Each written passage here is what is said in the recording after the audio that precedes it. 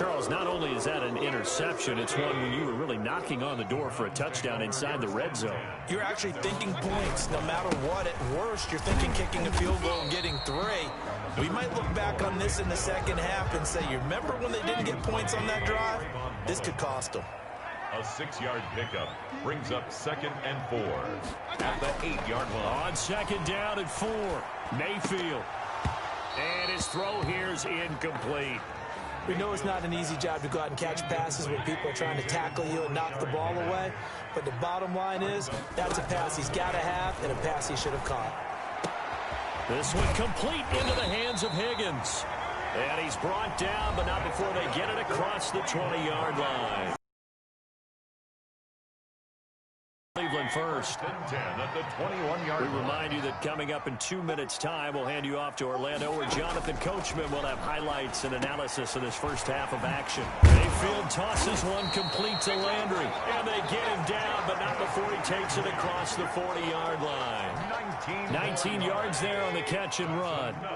2 first downs have him up to the 41 now for 1st and 10. Going to the air again with Mayfield. Sideline throw, that's caught by Landry. No gain there on the completion, 2nd and 10. And the completed pass, but for no gain, stopped right at the line, so it's 2nd and 10. They'll throw again. Here's Mayfield. Open man is Higgins.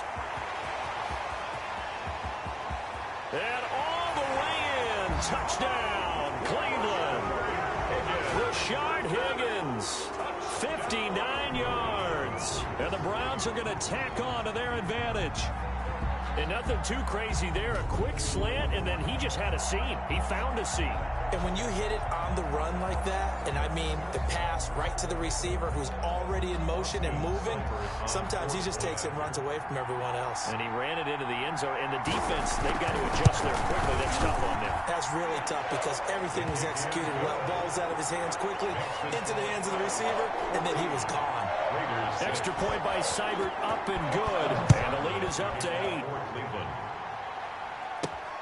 Here comes Richard on the return. And not much happening on the return as he'll get this to about the 23. On the return, the Raiders take over 1st and 10. The Raider offense set to get this drive started. It was still more than a minute to go in the half. Time to try to mount a drive. And I would think that they would have to. And he's taken down. This will be a Brown sack. Myles Garrett, credit him with a sack, and it goes as a loss of 6. Work to be done here on 2nd and 16 after the sack.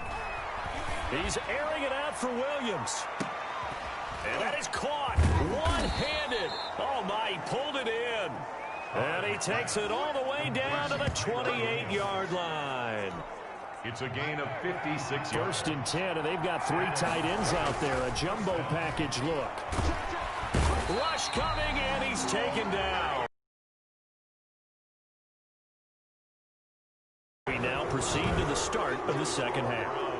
14, Raiders 6.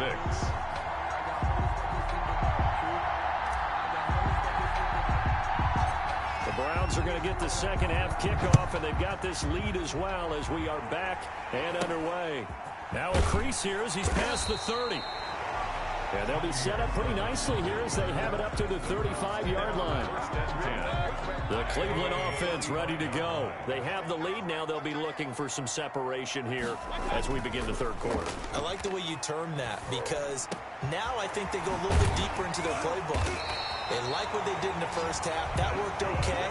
But in order to get the separation that you just talked about, change things up a little bit. Change your tendencies. Try and hit them a little bit more with some things they didn't see in the first half. See if they do just that. Now the first play of the drive there is incomplete. Rashard Higgins was the one he was looking for. That'll bring up 2nd down. An incomplete pass on 1st down. That leads to a 2nd and 10. Now this one complete downfield on the left side. And he'll be out just a yard or 2 shy of the 30. It's a 1st down, his 4th catch of the game after having 3 in the first half. Now how about this throw right here? Had to throw it to the left sideline, and you know the timing's got to be correct on this one. Ball's got to be right where it needs to be, and it was. That's because he had great arm strength on that one, able to drive the football. Quarterbacks love it when they can show. Now Mayfield lost the football.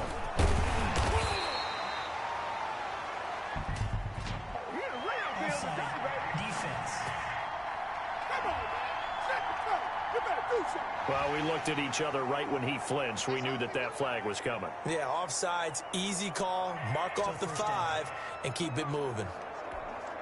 Now they'll try to take advantage of that offsides call. Here's 1st and 5. Following the penalty, Chubb. And he's going to get forward for about 5, but that may be coming back. What say you, Mr. Referee? So this will be accepted as it moves the offense backwards.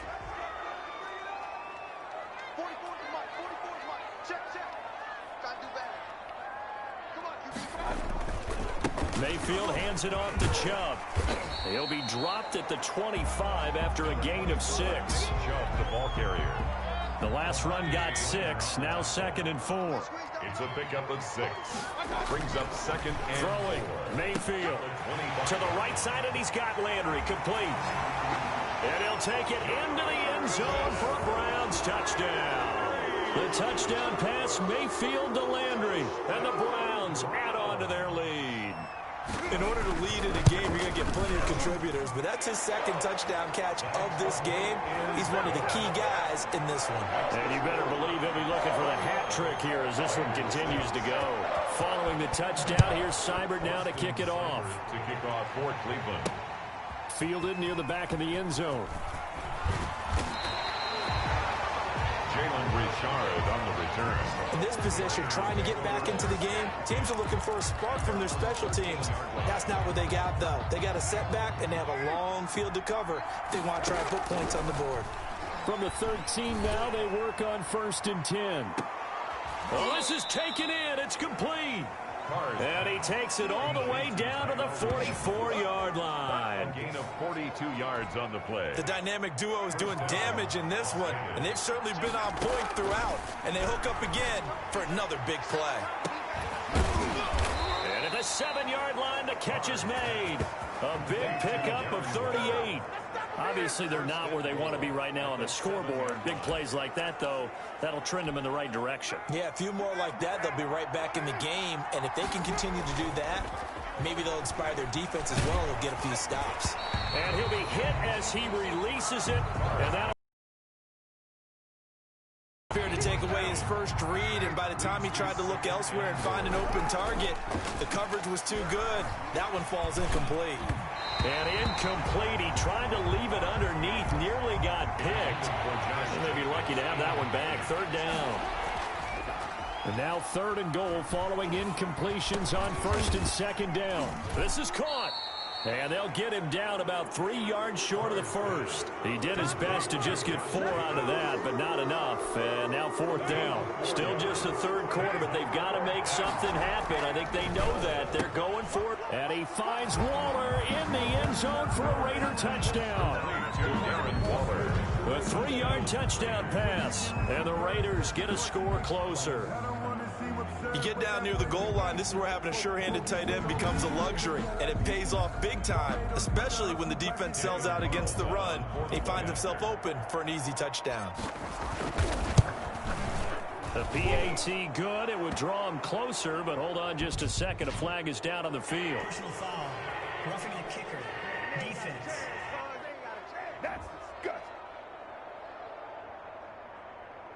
Well, we looked at each other right away. We knew that flag was coming out. And I always enjoy the conversation post, because officials always tell you, I don't want to throw the flag, but you caused the play. You did it. I had to. After the roughing penalty on the PAT,